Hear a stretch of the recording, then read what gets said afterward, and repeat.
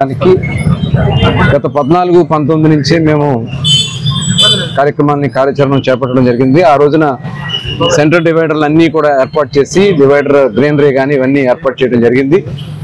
అలాగే కొన్ని సెంటర్స్ కూడా సర్కిల్స్ని డెవలప్ చేసి ఆ సర్కిల్స్లో ఒక ఇన్నోవేటివ్గా కార్యక్రమాలు చేయాలని చెప్పి ఆ రోజు నిర్ణయించుకుని మన చిలకలపూడి సెంటర్లో ఆ రోజున డ్రైనేజీకి సంబంధించి ప్రారంభోత్సవ కార్యక్రమం ఆ రోజు కే కృష్ణమూర్తి గారు రావడం జరిగింది. ఆ వచ్చినటువంటి సందర్భంలో అక్కడ ఒక పైలాన్ ఏర్పాటు చేసి ఫిషెస్తో ఆ రోజు అక్కడ ఏర్పాటు చేసాం. మన మచిలీపట్నం ఒక ఉనికిని అక్కడ కనపడేలాగా దాంట్లో ప్రతిబింబించేలాగా ఏర్పాటు చేసాం. అట్లాగే ఇక్కడ కూడా ఆ రోజున ఈ వాటర్ ఫౌంటైన్ని తీసుకొచ్చి పెట్టడం జరిగింది. దాదాపు అన్ని ఫిట్టింగ్స్ కూడా అయినాయి. ఈలోపు గవర్నమెంట్ మారడం 5 సంవత్సరాలు పూర్తిగా దాన్ని వదిలేశారు. మళ్ళీ తిరిగి ఎందుకంటే ఆ రోజున 5 లక్షల రూపాయలతో అదంతా ఏర్పాటు చేసాం, వాటర్ కానీ అన్నీ ఏర్పాటు చేసాం. ఇప్పుడు దానికి లైటింగ్ కానీ హైమాక్స్ లైట్స్ కానీ అన్నీ కూడా ఏర్పాటు చేసి దగ్గర 8 లక్షల రూపాయలతో కిందంతా కూడా బేస్ కూడా అంతా ఫ్లవర్స్ పెట్టించి పంప్స్ అన్ని కూడా కొత్త పంపులు వేసి మళ్ళీ రీస్టార్ట్ చేయడం జరిగింది. ఇది నిజంగా సంతోషంగా ఉంది. ఈ రకంగా అన్ని సర్కిల్స్ను కూడా డెవలప్ చేయడానికి మేము కార్యాచరణ తయారు చేసుకుంటున్నాం.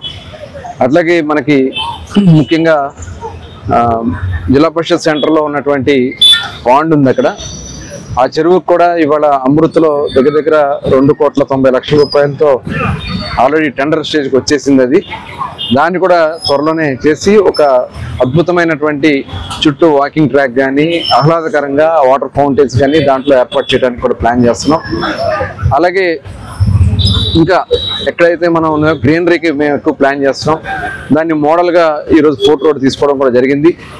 అట్లాగే గత గవర్నమెంట్లో ఆనాడు ఉన్నటువంటి పాలకులు చేసినటువంటి నిర్లక్ష్యం, ఎందుకంటే అమృత్ స్కీమ్ కింద ఆ రోజున మనకి దగ్గర 100 కోట్ల రూపాయల పైన రావాల్సింది ఉంటే స్టేట్ గవర్నమెంట్ మ్యాచింగ్ ఇవ్వని కారణంగా అవన్నీ కూడా వెనక్కి వెళ్ళిపోయింది.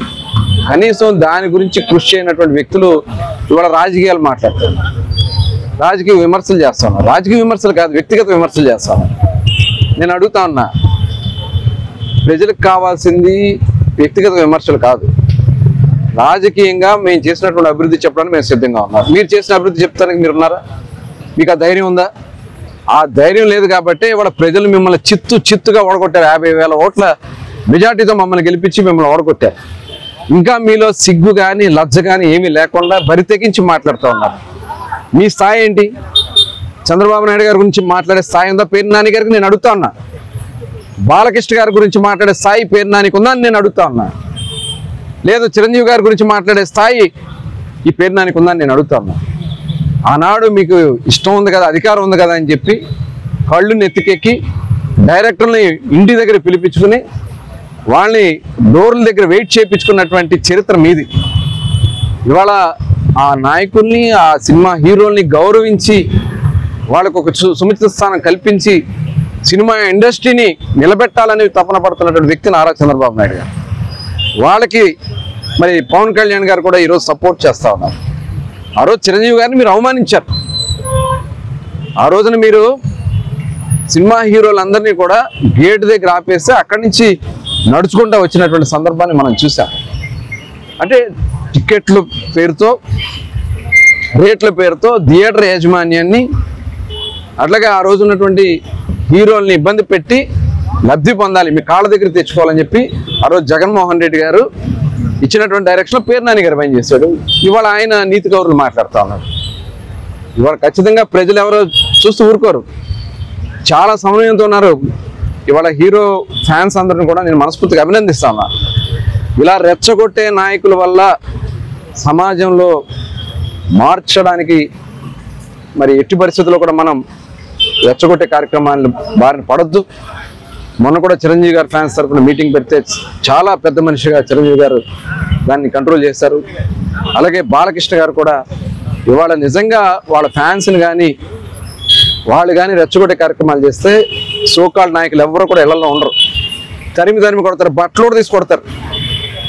ఇదే పేరు నానికి ఇవాళ నేను చెప్తా ఉన్నా, ఇదే రకంగా నువ్వు విమర్శలు చేసుకుంటూ వ్యక్తిగత విమర్శలు చేసుకుంటూ ముందుకెళ్తే నిన్ను రోడ్డు మీద కూడా తిరగకుండా తరిమి కొడతారు.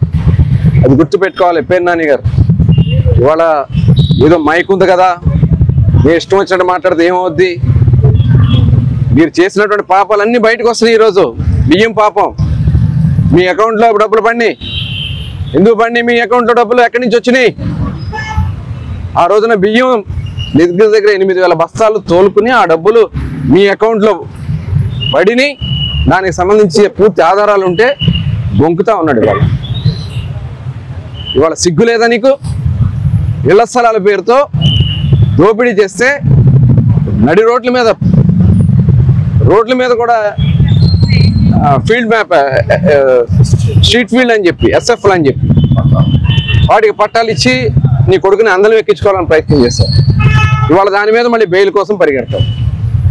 నువ్వు ఎన్ని చేసినా ప్రజలు నిన్ను నమ్మే పరిస్థితిలో లేరు. జగన్మోహన్ రెడ్డికి ఆల్రెడీ 0. ఇలాంటి నాయకులు నమ్ముకుంటే ముందు 0 అని నేను తెలియజేస్తాను. Please subscribe to Leo news for more videos.